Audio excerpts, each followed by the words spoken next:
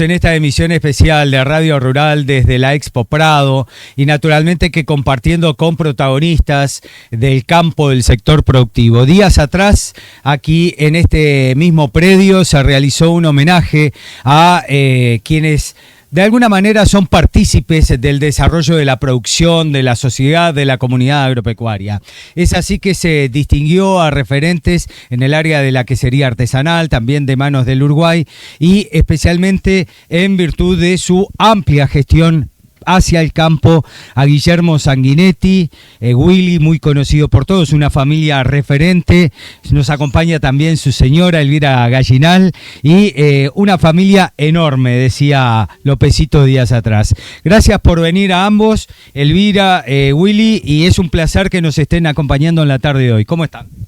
Bueno, muy bien. Con respecto a la familia, puedo decir que tenemos 8 hijos, 30 nietos y 7 bisnietos, ¿no? Algo así. Bueno, y están viniendo unos cuantos que en camino, unos cuantos vienen en camino. Y bueno, con respecto a la familia, nosotros somos de una familia que estuvo en el campo y estuvo en las exposiciones durante 2 o 3 generaciones. Porque mi abuelo, don Carlos Sanguinetti, en 1897 tenías un plantel de Pédigre y como pasó muy mal porque lo tenía en Constancia, al lado de Paysandú, Paysandú estaba todavía con las heridas frescas de lo que había pasado con Leandro Gómez. Pasaron mal porque él era muy colorado. Entonces, cuando viene el año 904, que se veía que venía la segunda revolución de Saravia, liquida el plantel. Y lo que tiene de histórico esto que muchas de esas vacas de Pedri que tenía fueron a dar al cardo de José María Lorza. O sea que el cardo de José María Lorza también tenía una cantidad de esas vacas. Y entonces ese fue mi abuelo. Mi padre cuando recién se casa, en 1930, compra vaquillonas de Pedri en los cerros de San Juan, compra toros importados y empieza la cabaña. O sea que desde 1930 también mi padre estuvo exponiendo en el Prado, era expositor en el Prado. Y yo, cuando tenía 4 o 5 años, me acuerdo de venir al Prado. Así que tengo una historia, 92 años, y de los 4 o 5 años me acuerdo de venir al Prado, tengo una historia bastante larga en esta materia, ¿no? Felicitaciones por esa trayectoria. Elvira también, Elvira Gallinal, una familia fuertemente vinculada a la producción y particularmente a estos eventos, y ahora una familia que ha crecido, que se ha expandido, se decía el otro día en este homenaje, y recién Willy nombraba a los hijos, a los nietos, a los bisnietos y los que vienen en camino. A ver, ¿cuál es su reflexión entonces en lo que hace a esta historia agropecuaria en torno al Prado? Muchos prados también, por supuesto, muchísimos. Muchos prados. A Willy lo conocí acá en el Prado. Una historia de amor que se gestó acá en la Expo. Mi padre, estábamos parados en la puerta del galpón de Hereford. Yo con uniforme del colegio, recién había salido del colegio y venimos a ver los toros. Y mi padre me dice, ay, mira quién viene allá, mi gran amigo Guillermo. Y ahí me lo presentó. Y ahí empezamos nosotros. ¿Qué edad tenían, se acuerda? Sí, él tendría 22 años y yo 17. Éramos muy jóvenes. Prados muy diferentes, pero sin embargo que siguen teniendo ese perfil social, esa actividad social que es inherente a la exposición, punto de encuentro de familias, de amigos y además centro de trabajo también. Y me acordaba el otro día que los animales, los que venían a competir, venían en ferrocarril y llegaban acá a la estación que está más cerca. La Bellavista. Y ahí bajaban a las 3, 4 de la mañana y los traían caminando por la calle hasta acá. Caballos, toros y carneros. Willy, además 120 exposiciones de la Rural del Prado, recién Elvira estaba repasando esa historia tan especial de cómo todo se ha venido desarrollando con los años a llegar hoy a esta edición número 120. Sí, es verdad. Con respecto a la exposición, yo siempre digo, era una exposición completamente austera. Existían los galpones, y los toros y los animales adentro de los galpones. Y después había un kiosquito para Conaprole, que era lo único que había acá en el Prado. Que todo el mundo iba a la Conaprole a tomar algo, a tomar el té o a tomar un refresco. Y después no había más nada. No había stand, porque no había, nadie hacía propaganda. No había otras cosas para donde parar. Era eso, nada más. Pero a uno le encantaba, era muy lindo lo que uno veía. Y yo tengo una anécdota, me acuerdo que cuando mi padre nos mudamos aquí cerca del Prado, yo tenía una bicicleta con un hermano mío, Esteban, Toti le decíamos, que venía después que yo. Nos veníamos todos los días en bicicleta, en cuanto terminábamos el colegio, a ver los toros que habían llegado ese día, porque era una exposición larga, de 2 semanas, y todos los días había siempre alguna novedad, alguna cabaña que llegaba, y veníamos siempre todos los días con la bicicleta a ver quiénes eran los que habían llegado ese día. Y Elvira, ¿cómo ha vivido, cómo ha seguido esta transformación de la Expo Prado que recién Willy resaltaba? Bueno, cómo se ha transformado, cómo se ha modernizado. Hoy encontramos de todo, autos, camionetas, stand, mates, artesanías, lo que uno pida. Muy diferente a la evolución y toda la familia vinculada con este quehacer. No, y era lindo cuando estaban los stands de Inglaterra, el stand de Francia, que siempre encontrábamos algo que se arrime un poquito el micrófono. Algo típico de ese país. Eso era lo lindo. Ahora ya no están más, una lástima. Pero hay otras cosas que, bueno, muy importantes. Bueno, y la familia conserva, por cierto, esta referencia del Prado año a año, más allá de otros puntos de encuentro. El Prado sigue siendo para ustedes un eje central en el año. Lógico. Se acordaba el hermano del presidente, Ferber, Conrado Ferber, sí, era el encargado de esta exposición. Y yo lo enloquecía, porque cada vez que venía el pabellón nos daban 5 entradas. Le pedí alguna entrada más. Éramos 12. Y yo no me olvido más de ti. Te veía venir y me escondía. Leo, sí. Están cumpliendo 200 años. Sí. Están en el mismo lugar. Sí, Willy, la trayectoria, como decíamos, de la mano de la transformación que tiene el sector productivo, pero ustedes una familia que recién estábamos comentando, son en el entorno de 2 siglos en el desarrollo de la producción de estas tierras. ¿Cómo se logra eso? A ver. El bisabuelo de la señora, Gustavo Heber, murió cuando estaban formando la asociación rural, en la asamblea que estaba en 1871. Le dio un desván, se desvaneó, lo llevaron a la casa y a los 2 días murió. Gustavo Heber, casado con Clara Jackson, que era tu bisabuela, la bisabuela de ella. Murió formando la rural. No sé, pero como cosas históricas, a mí me gustan bastante las cosas históricas. Quisiera resaltar 2 cosas. Primero, la marca nuestra en la coronilla es la D mayúscula. Y yo no digo que sea la más histórica que hay en el Uruguay, pero es una de las más históricas, de la primera serie. Era la marca del padre de Artigas. La sacó el padre de Artigas. Y el padre de Artigas tenía una hermana. La hermana tenía un hijo y un marido. Se le muere el marido y se le muere el hijo. Y entonces toma como administrador a Vicente Ponce de León, que es el antecesor mío. Y Vicente Ponce de León se encarga de todo, de la viuda y de aquella señora, de la hermana de Artigas. Y cuando se muere la señora que había heredado del padre la marca D, se la deja a Vicente Ponce de León. Y Vicente Ponce de León se la deja a los hijos, nietos. El hecho que hubo un momento que la marca no se usó más y quedó sin que nadie, vacía, sin que nadie la usara. Y un hijo mío, Rafael, el segundo, cuando se forma Dicose, hacen una exposición de marcas y de todo lo que iban a hacer Dicose, ve que estaba la marca de libre a nombre de Ponce de León. Le dice, pero papá, tú sos Sanguinetti Ponce de León, avivate y pedí esa marca, porque es una marca preciosa, una marca lindísima. Hicimos la gestión y conseguimos la marca D. Así que nosotros, la marca D, la marca de los Artigas, creo que es de lo más histórico que puede decirse, ¿no? Me gustaría preguntarle a Elvira, en el marco de estos 200 años de actividad agropecuaria de la familia y demás, cómo sigue siendo la pasión de todos ustedes el campo, no obstante los cambios que ha tenido toda la actividad agropecuaria. Exacto, sí. ¿Se lleva la sangre?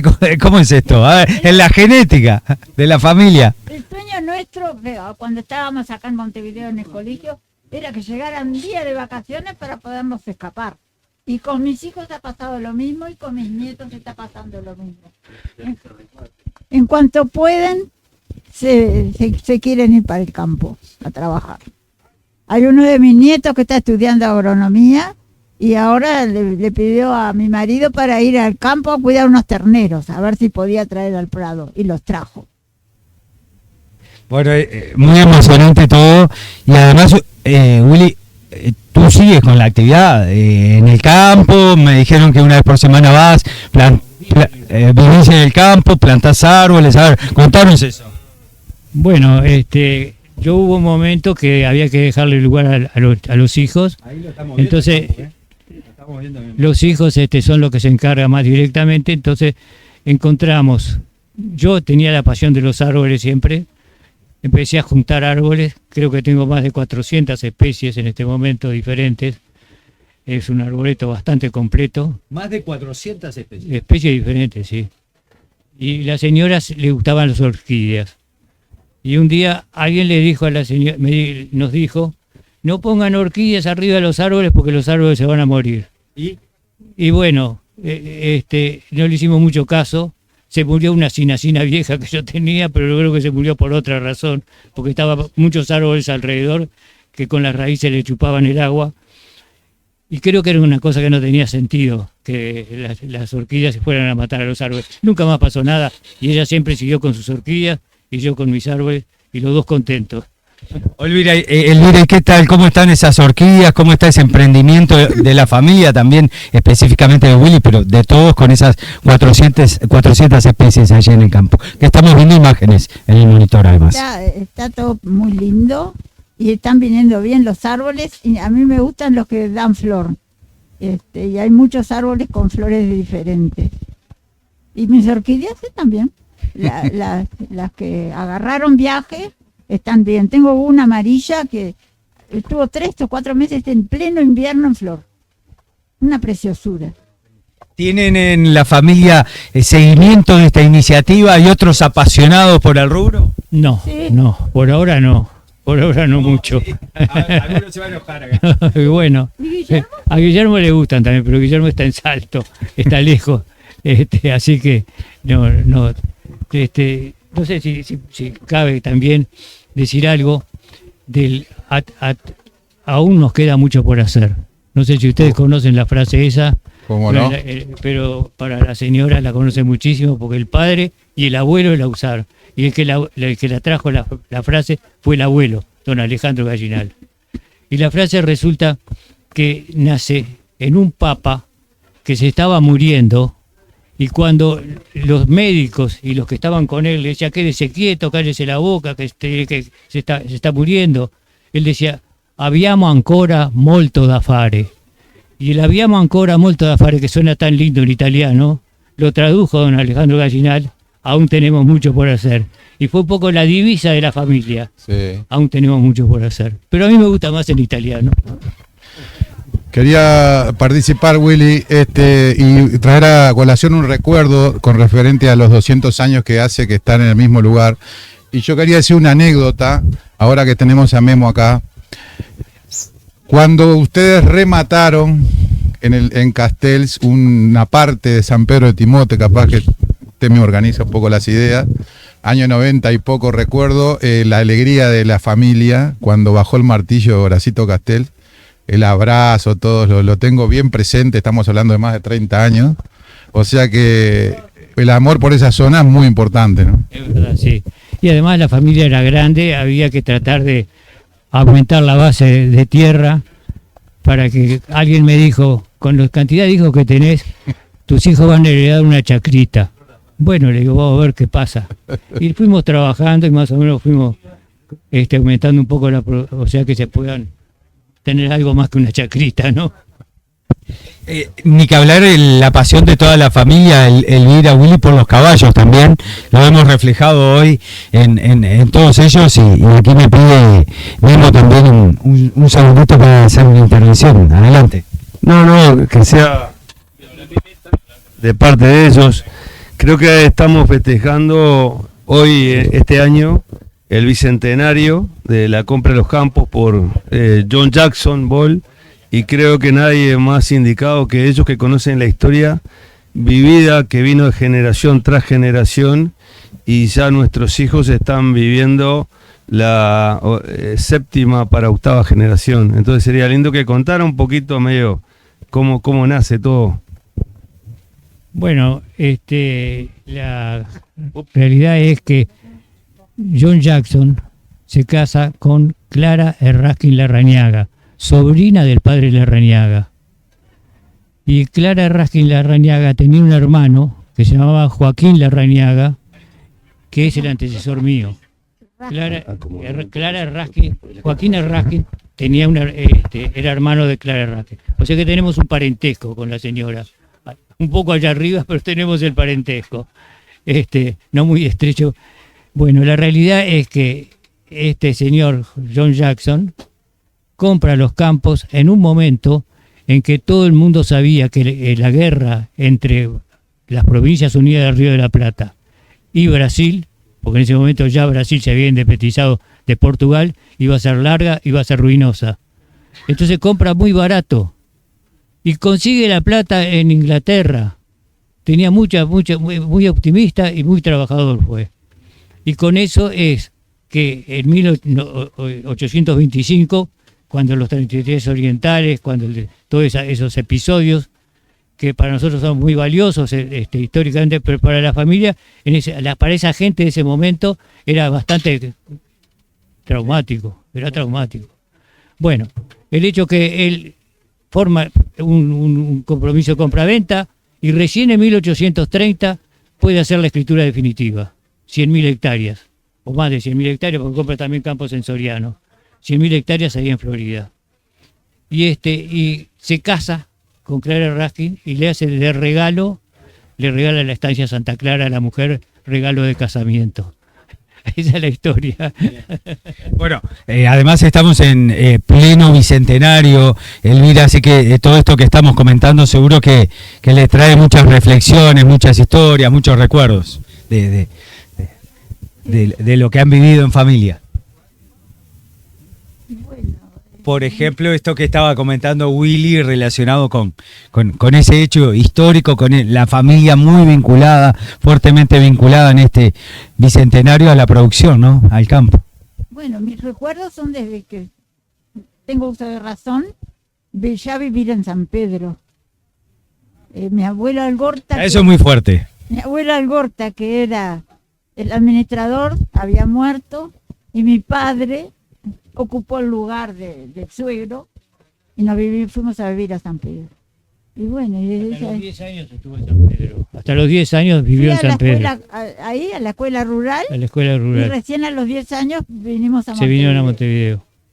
Así que es muy fuerte, muy fuerte. ¿Se recuerda esa foto? Ahí tenemos una foto. No sé de dónde, pero ustedes lo podrán decir. A ver. En el puerto de Montevideo. Bueno, ya de Buenos Aires, llegando a Buenos por Aires el barco de la en carrera. de Palermo. Willy está solo. Están mis dos suegros, Felipe Sanguinetti y Esther Ponce León. Mi madre, mi padre fue el que sacó la foto. Y está Willy con las dos hermanas, Malena y Lucía. Y yo no estoy porque tenía a Guillermo que tenía un mes. Y me quedé en Montevideo. Bueno, decíamos que además de estas historias que estamos viendo, que estamos repasando en imágenes de toda la familia, ahí por ejemplo, toda la familia enorme, gigante, la pasión por la producción ganadera, vacuna, ovina, por los caballos también, que es otra área importante. A ver, Willy, allí las historias. Bueno, se reparte un poco, ¿no? Guillermo es de la parte de los caballistas, Y hay otras líneas. El segundo de los hijos, Rafael, tiene unos hijos, o sea, unos nietos nuestros que son muy aficionados a los caballos. Y tenemos también, nosotros tuvimos 6 varones y dos mujeres. El 6º varón es médico, pero es un médico con una pasión por el campo y por los caballos. Todos los viernes termina su trabajo y raja para afuera y se pasa todo el fin de semana allá y se ocupa de los perros y de los caballos y de todo. Y el domingo de noche se viene para Montevideo porque el lunes de mañana tiene que empezar a trabajar. Y ese es Alberto, el sexto de los varones. Así que más o menos toda la familia. Y hay otros que están más directamente y otros un poco más lejos, pero todos responden más o menos a la misma orientación y a la misma vocación. ¿Alguna historia con el Merilín? Una familia muy vinculada al Merilín, ¿no? Bueno, mi padre cuando empezó con su campo, empezó con Corridal, pero no sé quién le dijo que tenía que buscar algo más fino. Y entonces se descubrió el Merilín que el Orsa lo había hecho. Y se empezó con el Merilín y siempre siguió.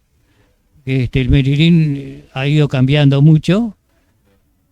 El Merilín se hizo con Merino Rambouillet. Merino Rambouillet era muy arrugado, muy tapado de cabeza, con bastante lana amarilla. Todos nos dicen muchas veces, ¿por qué no empezaron con Merino australiano? Cuánto mejor hubiera sido. Bueno, pero las cosas son así. Se empezó con Merino Rambouillet, pero ahora por medio de selección se va consiguiendo lana fina, lana blanca y lo más importante del Merilín, las patas negras, la pigmentación negra, que eso lo hace mucho más resistente a todas las enfermedades que existen para los lanares en el Uruguay. Elvira quería apuntar algo, sí, adelante. Sí, resulta que mi suegro se había hecho muy amigo de don José Lorza y se llevaban muy bien y se querían cantidad. Un jurado de Merilín, acá en el Prado, empiezan a pelear 2 carneros, uno de Felipe Sanguinetti y el otro de Lorza. Doña Elisa, la señora de Lorza, que era una alma buena, estaba sentada al lado mío y me decía, querida, mirá para atrás. Estaban sentados uno al lado del otro. Mirá para atrás, se llevan bien, se quieren, no van a pelear por un campeonato, ¿no? Una anécdota bien especial de ese momento, también típico del Prado. Lindísimo compartir con ustedes esta trayectoria, esta historia de vida y verlos también. ¿Cuál es la receta? ¿Cómo se hace? A ver, ¿qué recomendación nos pueden dar a nosotros que estamos acá en la radio, que estamos en la tele? ¿Qué nos recomendás? A ver, ¿qué nos pueden decir? ¿Qué consejo? Hacer lo que a uno le gusta. Es lo más importante, ¿verdad? Willy que sabe de historia muchísimo, ya me dijeron. A ver. No, yo no, eso es historia de vida. El asunto es que siempre nos llevamos bien. Ella es una tormenta de verano. Se enoja y al ratito ya sale el sol nuevamente. Así que no hay nunca recordar nada. Si algún momento hubo una tormentita, pero son tormentitas de verano, ni tormentita. Es todo lo que ha pasado. Y bueno, que querernos mucho, llevarnos muy bien. 66 años de casados llevamos. 66 años de casados. Willy, a ver esta foto en San Pedro de Timote, ¿no? Exacto. ¿Cuántos años tiene? No sé, debe tener muchos Más de años. 66, porque no eras casado. No era casado, y bueno. ¿Alguna anécdota de Alberto Gallinal en San Pedro de Timote tal vez pueda aportar?